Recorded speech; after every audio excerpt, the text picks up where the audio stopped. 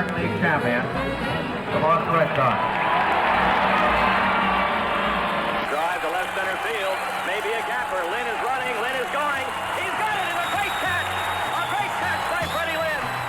Long drive, way back out of sight. Over the American flag and out of here. Home run right. Deep right center field. Way out. It's gone. Home run, Cecil Cooper.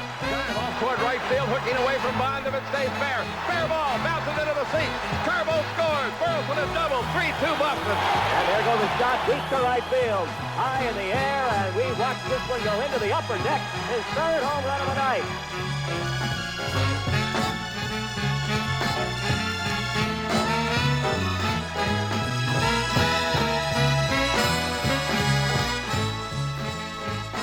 There's something magic about the Red Sox, something glorious about the old town team that brings out the best in New Englanders. Each spring it begins anew as the good folks from Eastport to Block Island, from B Street to the Berkshires, assemble around the tribal meeting house called Fenway Park. Only the real old-timers remember the glory days of the early 20th century when the Red Sox won pennant after pennant, series after series. Since those early days, championships have been few and far between. Yet the glorious dream never dies. Many fans remember the 46 Sox, the team of Williams, Pesky, and Dorr. And a lot more Red Sox fans still daydream about the impossible dream of '67 with Lonborg and Hawk and Rico and Yaz and Canigliaro.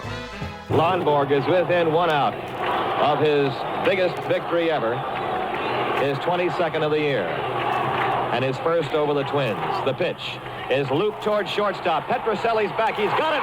The Red Sox win. And it's pandemonium on the field.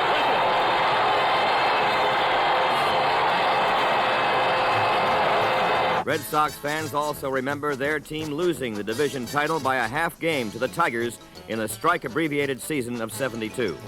And there was the sad and sorrowful fall of '74 for Red Sox fans to reflect upon.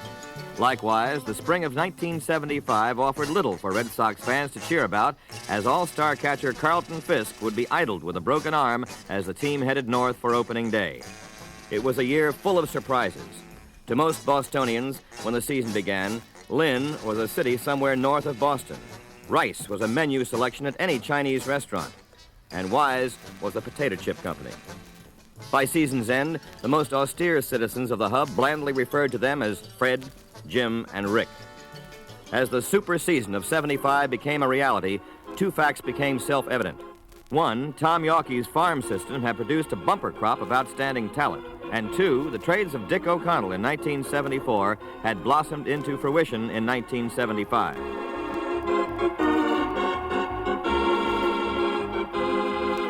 But for the Super Sox of '75, the season really began on Tuesday, April 8th, before the usual sold-out gathering of the clan at Fenway. Hank Aaron graced Fenway Park for the first time in an American League uniform and received a tremendous ovation. There were two other wild ovations this day. The first when Tony Canigliaro was introduced. The second when this valiant comeback player did his thing with the bat. And the roar you're going to hear will be for number 25, his return to Fenway Park, Tony Canigliaro.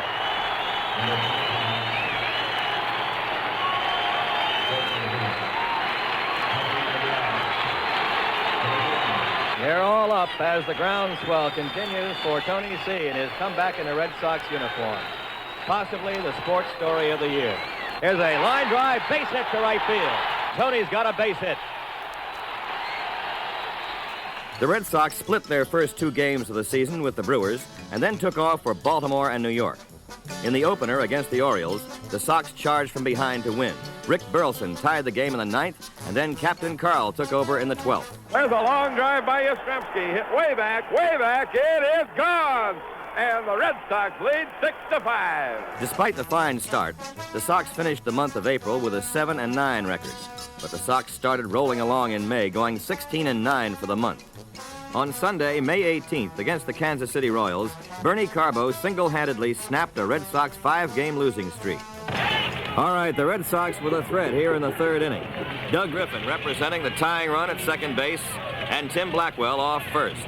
Nellie Briles on the mound has pitched shutout balls so far, ready to pitch to Bernie Carbo. Here's the set. The look back towards second, and here it is. The long drive deep toward right field. This may have the legs to make it. It is going in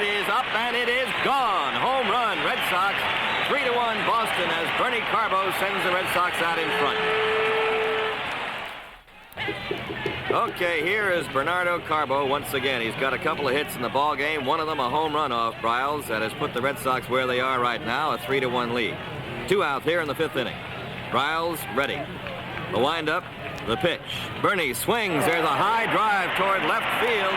This may be out of here. It is up into the screen. A home run again for Carbo, and Boston leads 4-1.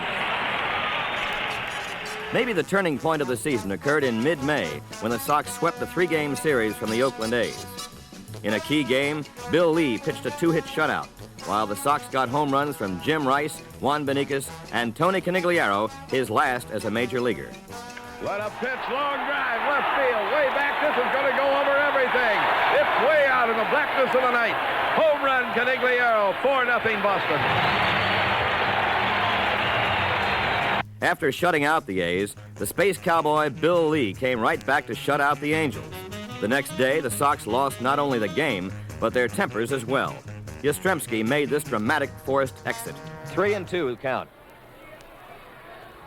Figueroa throws, and it's strike 3 called, and Yaz now started up the first baseline. He is just putting his hands on his hips and looking out. He started to say something. Now he is coming back. He dusts off home plate, and now he puts dirt on home plate, and he is run out. Throws his helmet down, and Yastrzemski's ejected from the game. And he gets a big hand. One of the keys to the Red Sox success was the strong emergence of their young pitchers. On June 3rd, Dick Pole beat the White Sox 4-0. Jim Rice provided the game-winning hit in the first inning. Here's the set and the pitch. Long drive, left field, going to hit the wall. It's going to go over the wall and into the screen. Home run, Jim Rice, 3-0 Red Sox. By mid-June, Fred Lynn had already established his superstar credentials with the Red Sox fans. But on the night of June 19th in Detroit, all the world stood up and took notice. Curveball, long drive, right field, way up. Forget it. Home run, upper deck for Freddie Lynn. Red Sox lead 3-0. Burleson at third, Yastrzemski at first. Coleman works. And there goes a high shot to right field. That's up, it's towering, it's gone. It's on the roof. Freddie Lynn hits one on the roof in Detroit for his second home run. And the Red Sox now lead by a 6-1 score. Pitches to Lynn. There's a shot, left field, deep, way back, and it's off the scoreboard. Here's Burleson in to score. Here comes Yastrzemski around to score. Lynn is going into third base. He's got a triple. 2 more runs batted in, and Lynn has driven in 7. And there goes a shot deep to right field. High in the air, and we watch this one go into the upper deck. His third home run of the night. As he goes 5 for 6 with 3 home runs and 10 runs batted in. This program not always is a front runner, Fred, but this time it has to be because of your magnificent performance in Detroit. First of all, congratulations on that, and have you gotten over it yet? Thanks, Ned. I have gotten over it. You know, I've been spending a lot of time at the pool, so I don't have to be in my room. I guess nobody ever even dreams of having a night like that, do they? No, certainly not. Especially me. I, don't consider myself a home run hitter, and to hit 3 in the game and almost hit 4, that was really something for me. Over the first 63 games of the season, veteran Bob Montgomery and youngster Tim Blackwell filled in admirably for injured catcher Carlton Fisk. Monty with his clutch hitting and Blackwell with his mitt. On June 23rd, Fisk returned to the lineup and immediately set off a fuse of action that would carry the Red Sox into first place to stay in the American League East. On June 26th, the Yankees came to Boston for 4 important games. This series was a box office smash and a baseball buff's dream. The 136,000 people who witnessed it saw baseball as it was meant to be played. In Game 1, the die-hard battery of Louis Tiant and Carlton Fisk finished the Yankees. Long high fly ball. Deep left field. Way back. It is gone. Fisk has got his first home run of the year. And look at him jump and dance. He's the happiest guy in Massachusetts. Carlton Fisk, his first home run of the year. Runners lead from first and second. Tiant looks down, gets the sign. Into that slow set and jiggling motion. Waits. Looks. Throws. Strike 3 called. The game's over. The Red Sox win the first one 6-1. In Game 2, Rick Wise beat the Yankees. but the Red Sox lost the next game 8-6. In Game 4, Yankee killer Roger Moret battled Catfish Hunter on even terms for 8 innings. In the bottom of the inning, Bernie Carbo and Rick Burleson put the Sox in front. A drive off toward right field, hooking away from Bond if it stays fair. Fair ball, bounces into the seat. Carbo scores. Burleson has doubled. 3-2 Boston. Moret took over from there and mowed down the Yankees to put the Sox in first place to stay. Coggins off first. He represents the tying run. Here's the set by Moret. The pitch into the plate. Fly ball, right center field. Rick Miller is under it. Rick Miller has got it, and the ball game is over as the Red Sox beat the Yankees 3-2 and take the series 3 games out of 4 and go into first place again in the American League East. One of the big stories of the season was the successful comeback by Rick Wise. He won 19 big games for the Red Sox, and on July 2nd came within 1 out of a no-hitter. After retiring the first 2 batters, he walked Bill Sharp, and George Scott broke up the no-hit bid by belting a 2-run homer. Rick goes into the stretch, drops to the belt.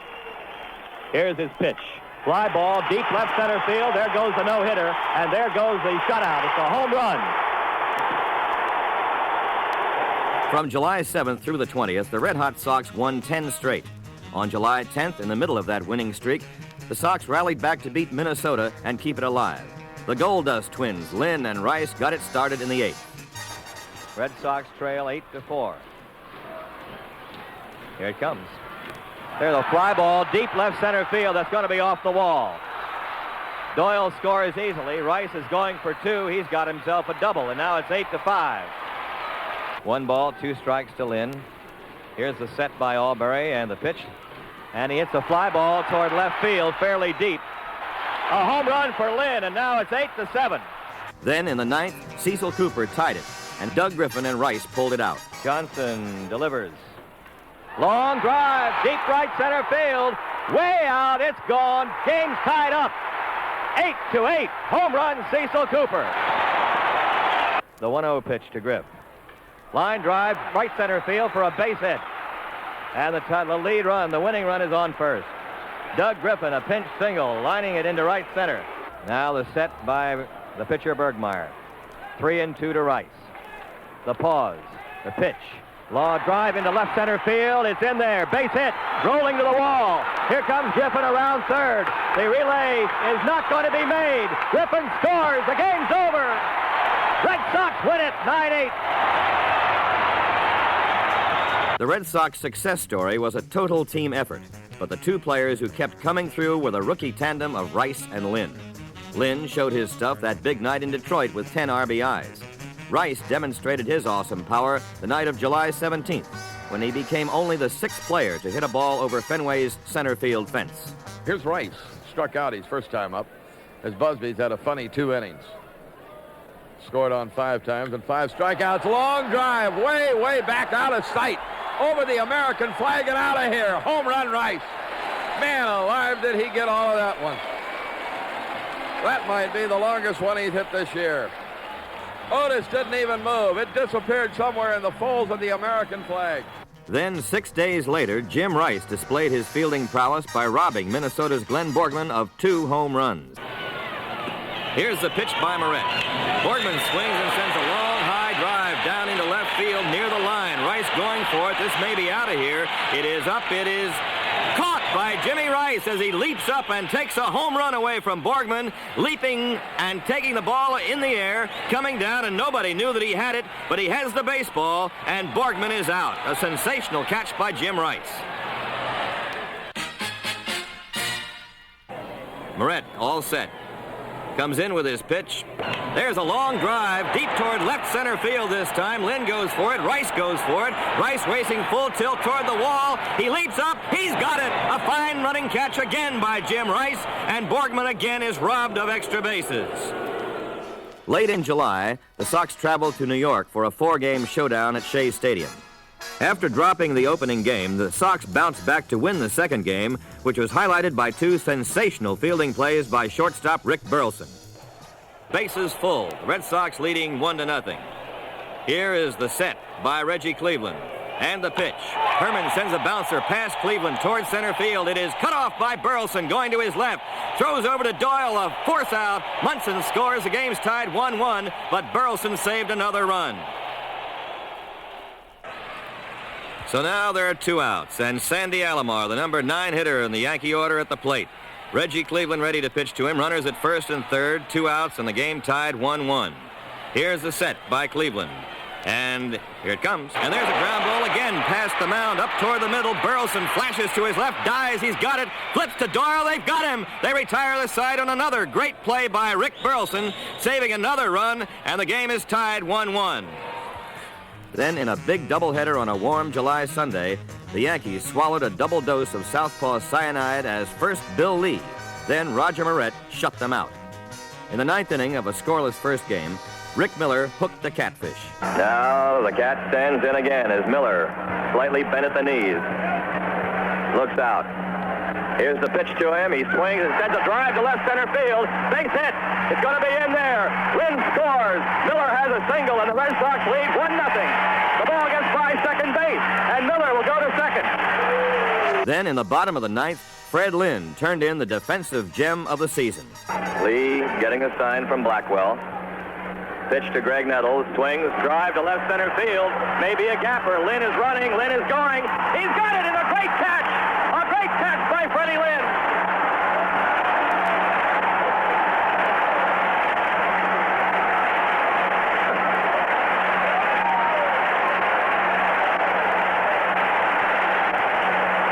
Oh, mercy, what a catch by Lynn.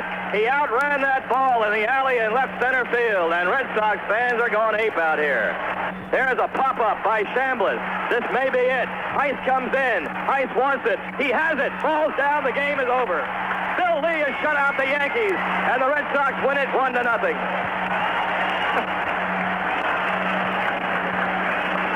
Everybody's waiting for Lynn as he comes in, and they're grabbing him.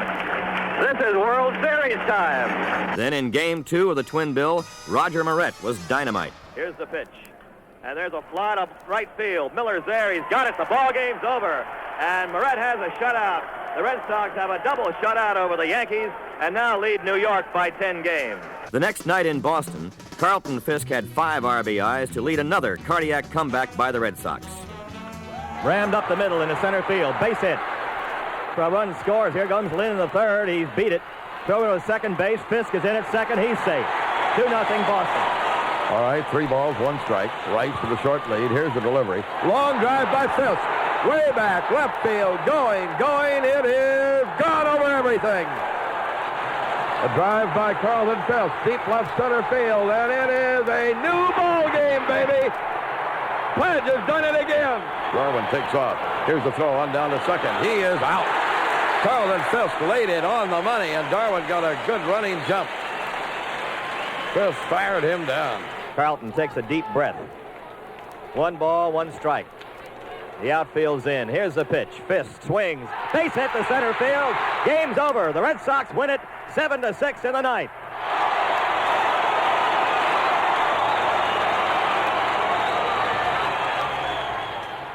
In August, the Sox took off on a 15-game road trip, which many thought would be a repeat of last year's Death March.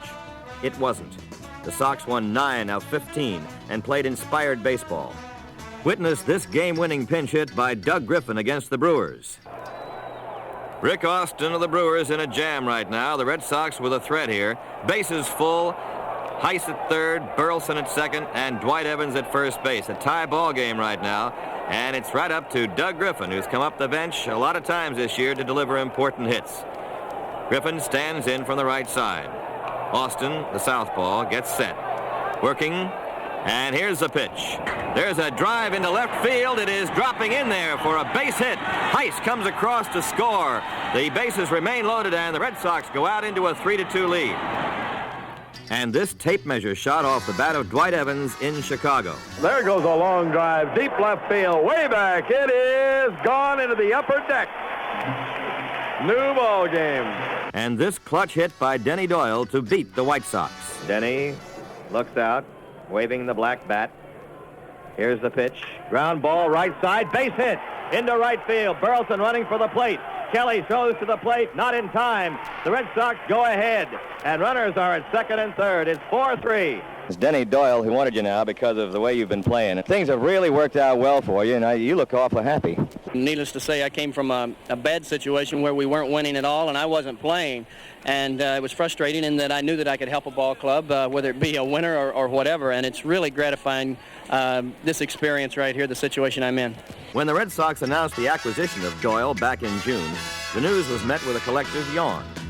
But Denny hit .300 for the Sox and fashioned a 22-game hitting streak, longest in the American League in 1975. Another important midseason acquisition by general manager Dick O'Connell was relief pitcher Jim Willoughby. Witness this big save in July. And the pitch. Ground ball hit fair to third. Petrocelli has it over to first. Game's over. Red Sox win their 7th in a row. And Jim Willoughby gets a save. Burroughs grounds out, and the Red Sox sweep the Texas Rangers.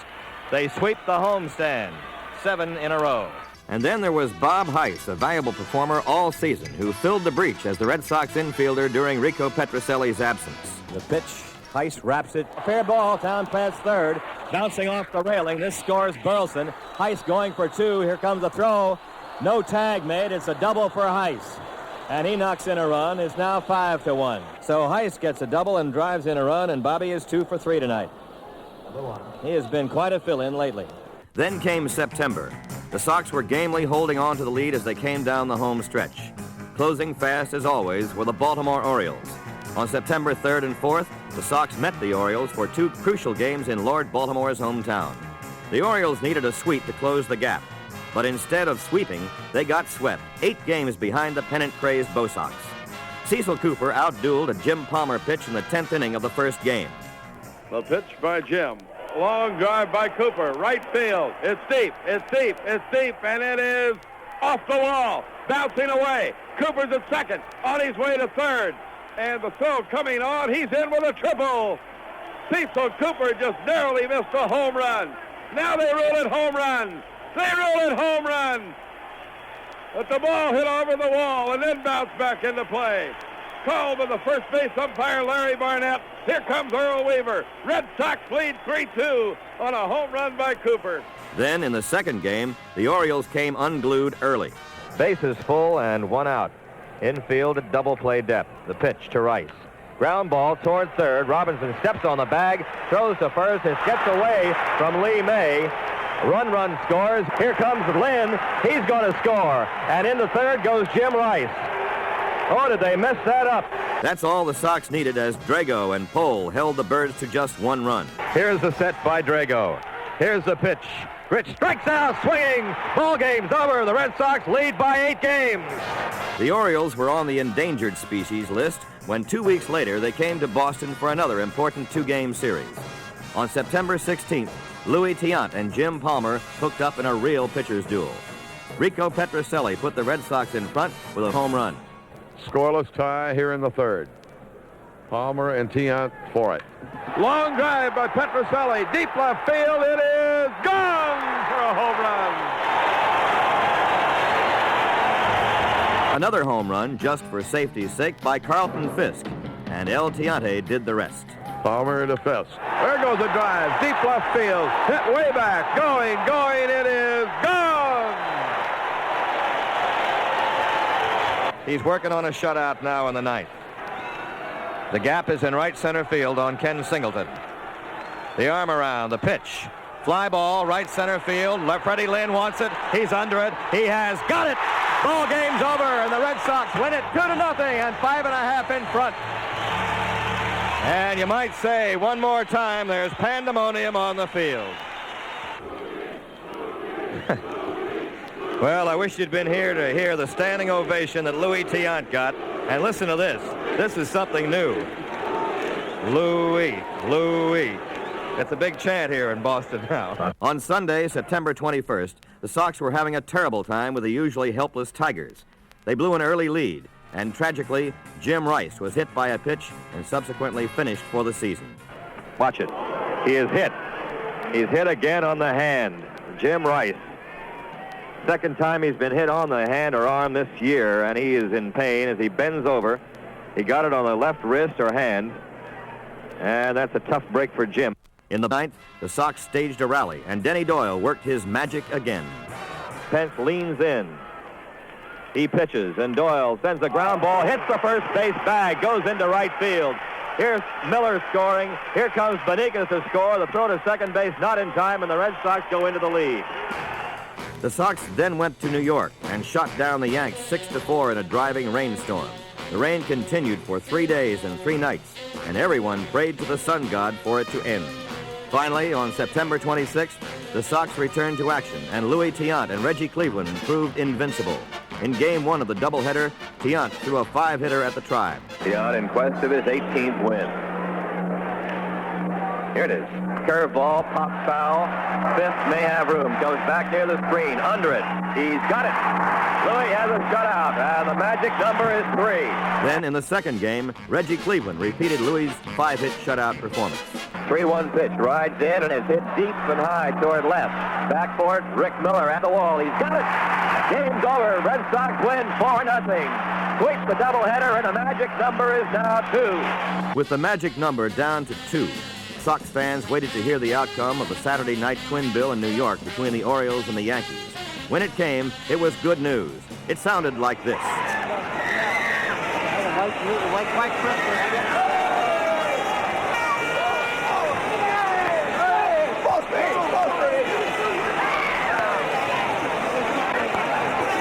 It was finally over. The Red Sox were the new Eastern Division champions. They had beaten the pressure applied by the Orioles, beaten the curse of witch doctors, and beaten the monsoons of September. Now, it was on to the playoffs and hopefully the World Series. But first, the Sox had to handle the challenge of Charlie Finley's band of mustachioed marauders, the reigning champions of the baseball world.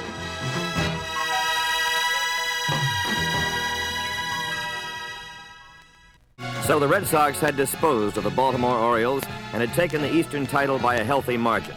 Now it was on to the best-of-5 playoff games against the defending champion Oakland A's. These were the fabled A's of legend and song. They were also the steel-belted, pressure-proven A's of 3 straight world championships.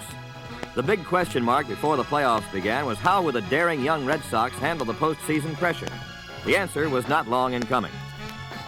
In the opening game of the Yaz led things off with a single. That brought up Carl Hurst in a series of errors that would plague them throughout the playoffs. Ground ball to third. Bando can't handle it. It goes into the corner in left field. Yastrzemski comes around to third. He's being waved on. He heads for the plate. The ball is knocked down by third baseman Bando, and the Red Sox lead 1-0. With Fred Lynn up, Phil Garner booted one for another run. Ground ball right side. Garner at second base. Follows the ball. Can't play it. Here comes Fisk to the plate. The throw, not in time. 2-0 Red Sox. The uncharacteristic sloppy play of the A's was contrasted by the brilliant fielding of the Red Sox. 2-2 pitch. Pop foul, first base side, may be playable. Fisk over, so's Cooper. Fisk looking. He leaps and he's got it. Nice catch by Carlton Fisk in the crowd. The 2-0 pitch to Billy Williams.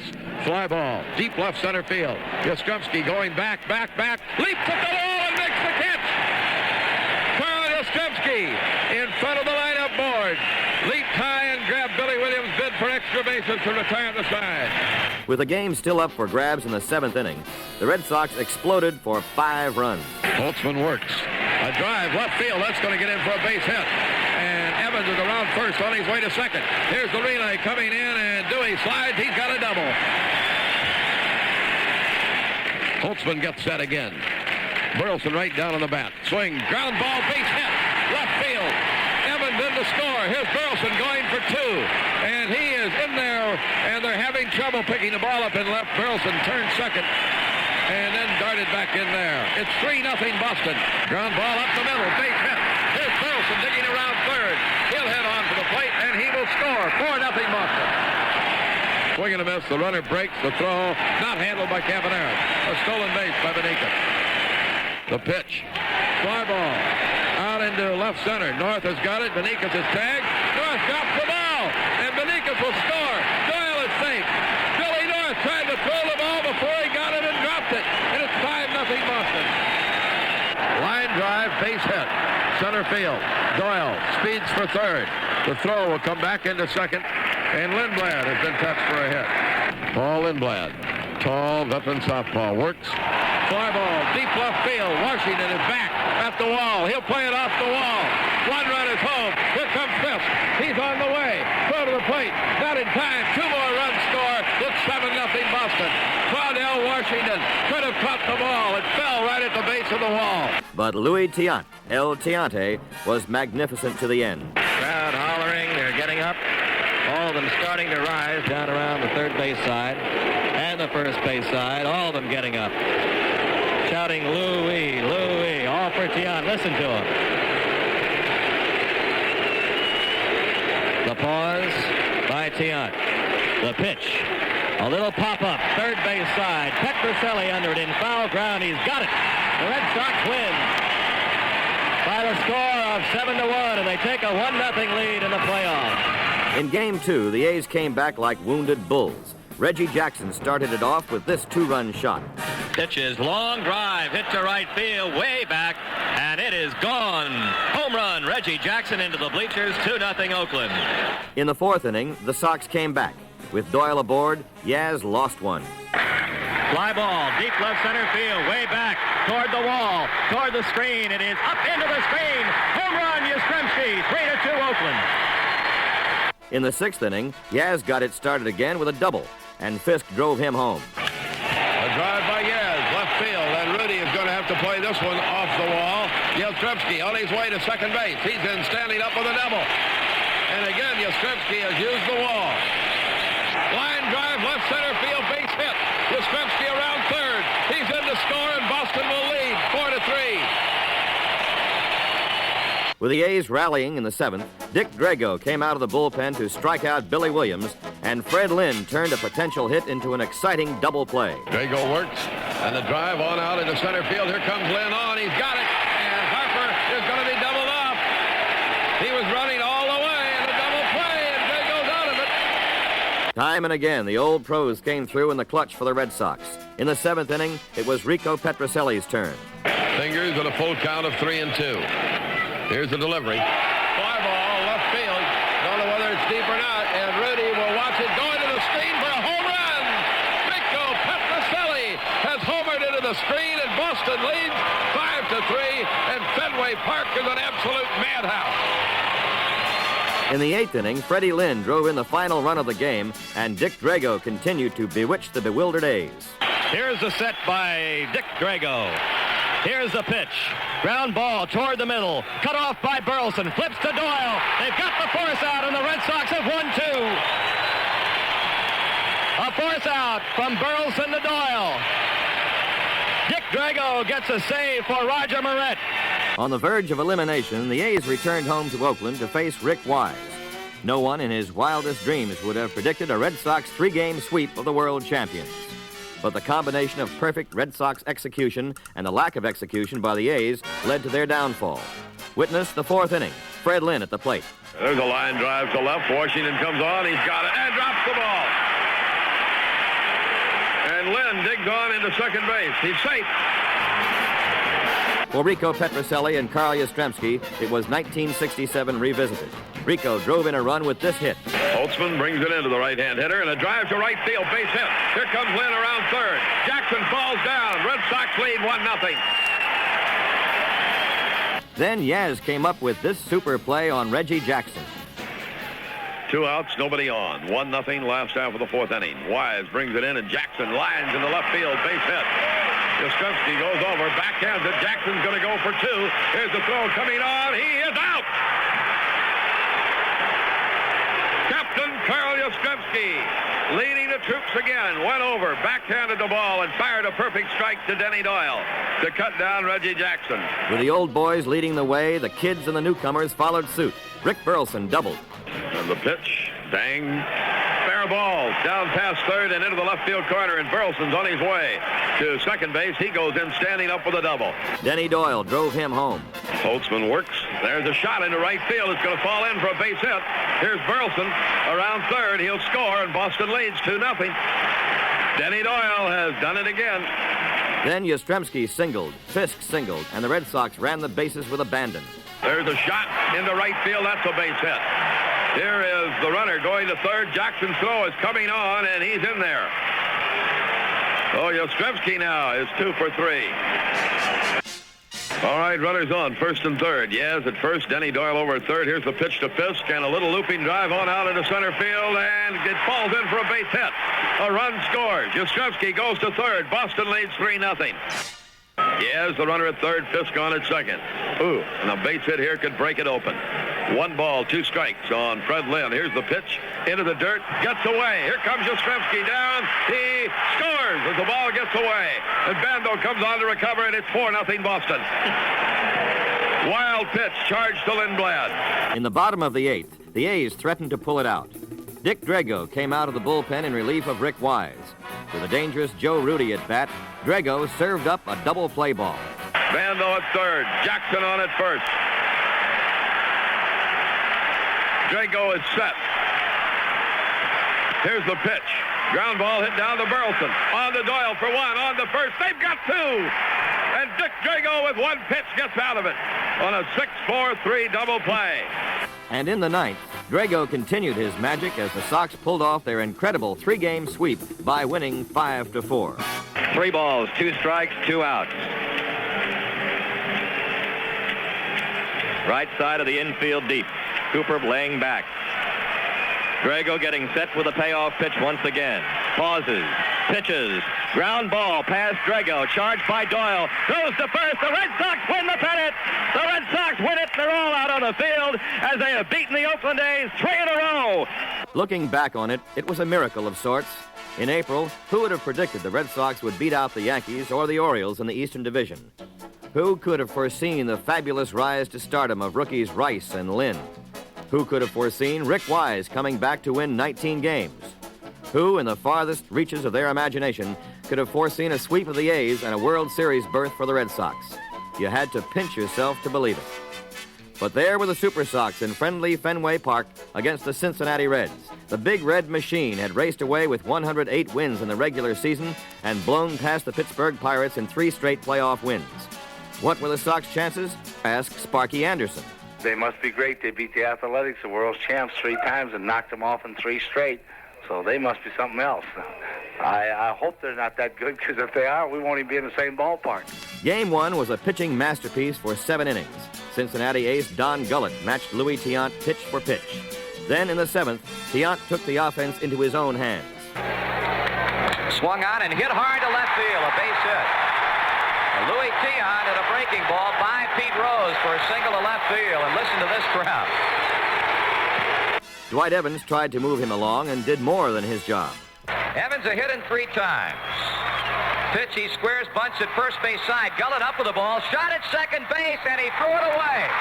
Tiant up, starts to third, now holds up as the throw comes back to second base. Next came Denny Doyle. 2 on, none out for the Red Sox. Pitch, swung on, bouncing ball left side, a hit to left. Tiant will get the stop sign at third base as Doyle gets one to left field, a base hit that fills the bases with Red Sox and nobody out. With the bases loaded, Captain Carl delivered. Now the sacks are jammed, nobody out, a 1-1 count on the pitch. Swung on and looped into right field. It's going to be in for a hit. Here comes Tiant, here comes the throw to the plate. It's cut off by Perez, and the Red Sox are on the board. Tiant missed the plate, but the Reds did not see it, and he went back to get it. Rico delivered a big 2-run single. Petrocelli hits a shot by Concepcion into left field. Here's Foster throwing toward the plate. Cut off by Rose, a 2-run single by Petrocelli, and it is 4-0 Boston. And Burleson and Cooper kept the parade moving. McEnany with the look in, the check and the pitch. Swung on, base hit left field. Here comes Fisk rounding third. Here's Foster's throw plateward. It will not be in time. Throw to second, no. The hits are ringing out in the Boston 7th inning.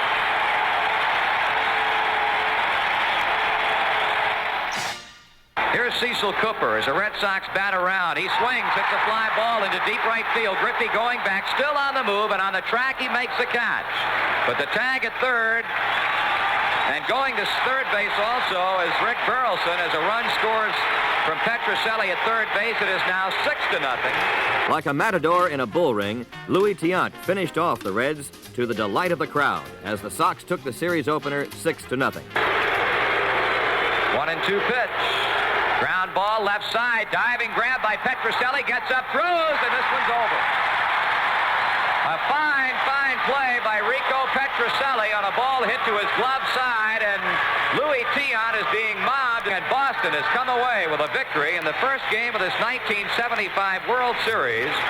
In Game 2, Bill Lee pitched an out-of-space masterpiece until rain halted the game in the bottom of the 7th inning.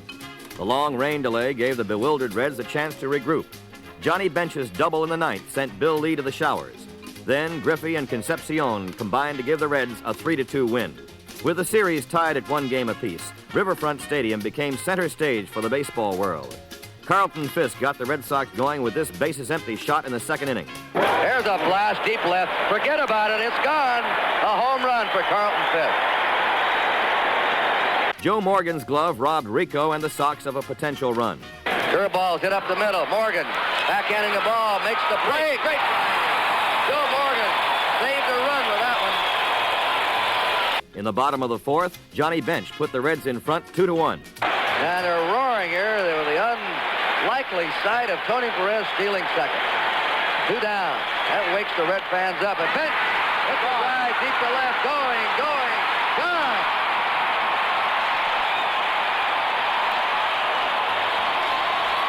In the 5th inning, the Reds hit back-to-back homers for the first time in World Series competition since the '67 Red Sox.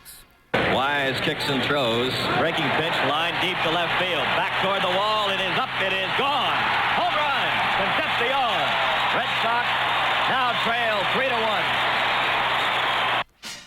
On drive, right center field. Evans back near the wall, looking up. He can't get it. Home run. 4-1, Cincinnati. A Pete Rose triple and a Joe Morgan fly ball gave the Reds a commanding 5-1 lead. But as they have all season long, the Red Sox battled back, scoring 1 in the 6th and another in the 7th on Bernie Carbo's pinch hit home run. Left-handed batter, inside-out stroke. He lined to left field in the 9th inning of Game 2. Fly ball deep left field. Back it goes, and it's over the wall for a home run for Bernie Carbo. Do they call it a homer? They do. It's got to be. He stopped at second base. He wondered where the ball was. That one just got over the yellow line and disappeared over the first fence for Carbo's home run. And he comes back to haunt his former ball club and bring the Red Sox 1 run closer. It is now Cincinnati 5 and the Red Sox 3. And in the 9th, Dwight Evans tied it. The outfield straight away on Evans. They don't claim to pull against Eastwood. Goes for one, high drive to left field. Back near the wall goes Foster. At the wall, he can't get it. The game is tied up. All tied up as Dwight Evans homers in the 9th with a man on, and the Red Sox have pulled even 5-5. In the dramatic 10th inning, with Geronimo on first, one of the most controversial plays in World Series history took place. So with Geronimo having led off the 10th inning with a base hit to right center field, Ed Armbruster will be the pinch hitter for Raleigh Eastwick. Right-hander Jim Willoughby into his stretch motion as he checks the runner at first base. Here's a pitch to the plate. Armbruster squares around to bunt, drops it out in front of the plate. Carlton Fisk up with the ball, taking a shot at second base, and he throws it away. Geronimo heading for third. Lynn throws that way, but not in time, and Armbruster goes to second. And now Darrell Johnson is out, charging plate umpire Larry Barnett, and he may be arguing interference against Armbruster. There may have been some contact between Carlton Fisk and Armbruster at the plate. Joe Morgan ended it abruptly with a single. Leading 2-1, the Reds jumped off to a quick 2-0 lead in the first inning of the 4th game. But in the 4th inning, the Red Sox bounced back with a succession of base hits and the aid of a Cincinnati error. Norman comes in, 3-1 delivery, is swung on, line into left center, a base hit. Geronimo cuts it off. He's going to hold Fisk to a single on an excellent play. All right, Norman goes into his stretch. Has a look at first. Now throws. Lynn hits a ground ball into right field for a base hit. Fisk stops at second. And Lynn's on first. Now the check of the runners and the pitch. There's a high fly ball in the deep right center. That ball's well hit, way back, way back. It is at the base of the wall. It'll tie the game. Evans is going for 3. The relay throw, and he is The ball gets by the third baseman, hit the screen in front of the Red Sox dugout, and bounded back to Pete Rose. The infield is in. Rick Burleson's the batter. Tough little out, and he hits a line drive over the head of Concepcion in the left field. In to score is Evans. Here's a turn. Burleson's hustling for two, and he is safe. He beats it out. Hustling base running by Rick Burleson. 1 ball, 1 strike. The Red Sox have taken the lead 3-2 in the top of the fourth. Tiant drives it up the middle, a base hit. They're going to hold Burleson. The throw by Geronimo. Now they've got Tiant. He made a big turn. Perez was coming up and looked like they had him hung up, and Tiant scrambled back to first. Tiant's at first. Burleson's at third, 1 down. 5 hits by the Red Sox in this inning. That ball is dumped to the right. Perez fumbles the ball. In to scores Burleson. He dumped it to the right side. Perez was charging, looking for the squeeze, and couldn't handle it. Everybody's safe. And the Red Sox have 4 runs in here in the 4th inning. Tiant's a big lead. Yastrzemski hits a fly ball, shallow right center. Coming hard, Geronimo. Can't get it. In to score is Tiant. The throw is into second base. Yastrzemski has dumped the single in the center. Tiant scores. 5 runs across for the Red Sox in the 4th inning. The Reds battled back with 2 in the 4th. Then Louis shut them out until the dramatic 9th. Tiant to the stretch. Looks to the plate. Here's the pitch, and the runners goes, and there's a pop-up to the right side. Yastrzemski calling for it. This could be it. Yastrzemski makes the catch, and the Red Sox have held on and defeated the Cincinnati Reds to even this 1975 World Series at 2 games apiece. Game 5 belonged to Don Gullett. The hard-throwing southpaw overpowered the Red Sox, leading the Reds to a 6-2 victory and a 3-2 series edge. Game 6 was a long time coming. The monsoons of September returned again to Boston and rained for 3 straight days. The time off helped set the stage for one of the greatest games in World Series history. The Red Sox, with their backs to the wall, trailing 3-2, started Louis Tiant against Gary Nolan. The Sox opened fast, with Lynn supplying the firepower. Swung on, a fly ball, hit back into deep right center field. Griffey is back to the bullpen, and it is gone, a home run. Freddie Lynn has hit one out of here to deep right center field with 2 men on base, and the Red Sox have pulled it out in front at 3-0. The Reds battled back to tie it 3-all in the 5th, but Louis continued to twist and wiggle his way through the Reds lineup until the 7th, when George Foster solved the Tiant puzzle, driving in 2 runs with this double. There goes Morgan. That's a fly ball to deep center. Lynn going back. That ball is off the wall. It'll score 2 runs. Foster's in the second, and Foster has doubled off the top of the center field wall and nearly had a home run. And things looked bleak for the Red Sox. Geronimo hits a high drive down the right field line. That one's deep, and it is a home run for Cesar Geronimo. Right down the line it went and dropped into the right field grandstand. And the Reds now lead 6-3. Moret came on to relieve Tiant and retired the Reds in order. Fred Lynn led off the Red Sox 8th by literally getting a hit off Pedro Bourbon. The Red Sox are 3 runs down and facing extinction unless they can get a rally going. There's a drive off Bourbon's legs. They don't have a play on Lynn. Lynn safe with a smash off the right leg of Pedro Bourbon. A walk to Petrocelli was followed by 2 quick outs. Then, one of the most dramatic moments in World Series history occurred. Bernardo Carbo stepped up to hit for Roger Moret. Bernie had had a great first half of the season. He came into the series spotlight in game number 3 with a dramatic pinch hit home run. Could lightning strike twice? 2 balls, 2 strikes. The pitch. Carbo hits a high drive, deep center, way back, home run!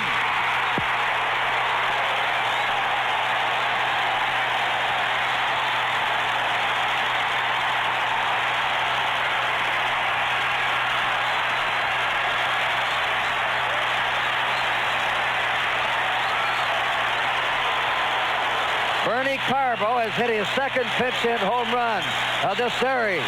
That was a blast up in the center field bleachers. It came with 2 outs, and the count 2-2. And the Red Sox have tied it 6-6. That record-tying thunderbolt gave the Sox a new lease on life and rekindled the drooping spirits of the 35,000 fans at Fenway. It set the stage for the bizarre ninth as Denny Doyle drew a walk. Yaz drilled a single to right, and Carlton Fisk walked, loading the bases with nobody out for Fred Lynn. The Reds have the infield in, the outfield very shallow, and the pitch. There's a high fly ball down the left field line. It's going to be close. It is caught by Foster. Here's a tag. Here's a throw. He's out. A double play. A double play. Foster throws him out. The score remained tied at 6-6 up to the 11th inning. And maybe it was fitting and proper that this thrilling game played by these two dynamic teams should go to extra innings. This was not just another World Series. It was baseball at its best, entertainment at its best. Just when you think you've seen it all, up pops another new vaudevillian with a topper. When you think of great World Series outfield plays, you think of Al Gianfrido's catch off the bat of Joe DiMaggio against the Yankees, or Willie Mays of the Giants and his over-the-shoulder grab of a long fly ball by Vic Wertz. Now there's a new one to add to the list, Dwight Evans against Joe Morgan. And Sparky Anderson, as gracious in defeat as he was in victory, called it the greatest catch he had ever seen. Given the time, place, and circumstance, it probably was. The pitch. There's a long shot to deep right. Back goes Evans. Back. And what a grab! Evans made a grab and saved a home run on that one. Throws to first for a double play as Evans robbed Joe Morgan of a home run, jumping high in the air and snagging that ball out of the right field grandstand. Well, he is some right fielder. Dick Drago had pitched 3 innings of superlative relief. In the 12th, Rick Wise came out of the bullpen and had it when he needed it most.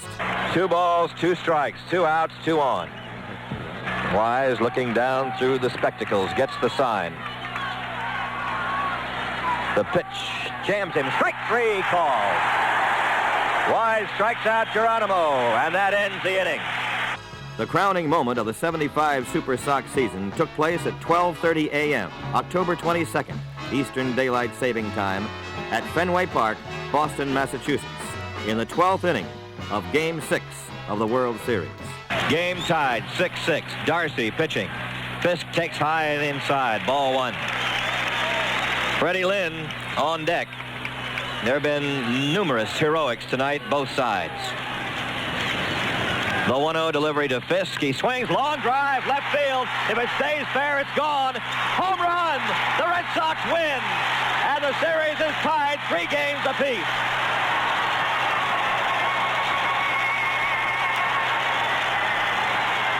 Carlton Fisk hit a 1-0 pitch. They're jamming out on the field. His teammates are waiting for him. The ball hit the foul pole, and the Red Sox have sent the World Series into Game 7 with a dramatic 7-6 victory. What a game. This is one of the greatest World Series games of all time. As the fates would have it, the Red Sox 1975 Championship Express would be derailed in the 9th inning of the 7th game of one of the greatest World Series ever played. Ironically, a bloop single with 2 outs by Joe Morgan would be the pin that burst the beautiful balloon. The true beauty of baseball is not so much the eventual outcome, but the excitement of a pennant race, the splendor of the individual, the effort of the team, and the memories of a group of men who did it their way. Garbo hits a high drive, deep center, way back, home run! There's a long shot to deep right, back goes Evans, back, and what a grab! Evans made a grab and saved a home run on that one. Throws to first for a double play. The 1-0 delivery to Fisk. He swings, long drive, left field. If it stays fair, it's gone.